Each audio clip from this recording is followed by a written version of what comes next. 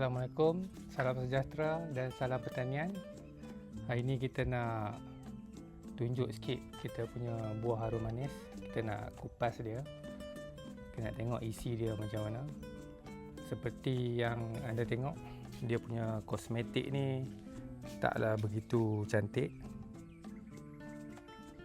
Tapi dia dah masak dan daripada segi bau pun dia dah mengeluarkan bau harum manisnya tu.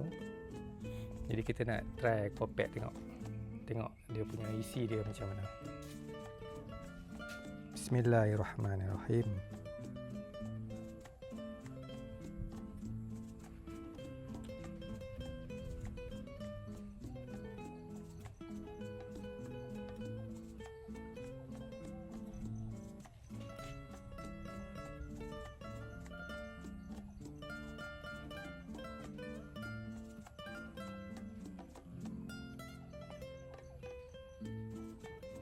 Buah ni dah terlebih dah masak sikit.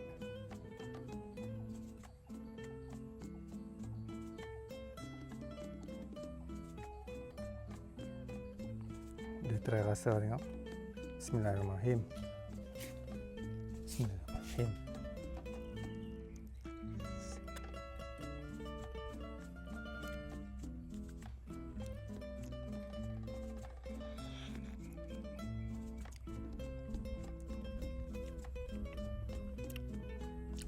Alhamdulillah, manis.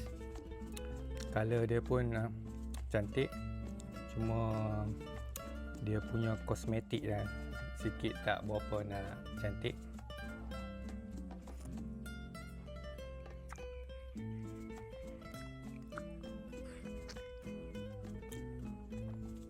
Buah tak berapa banyak, jadi saya hanya boleh cater kepada permintaan yang area berdekatan saja.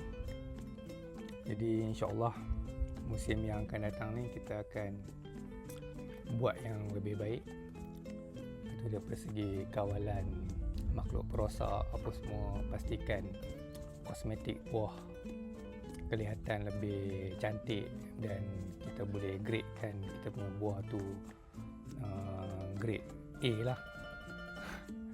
Buat masa sekarang ni kita dalam peringkat orang kata membuat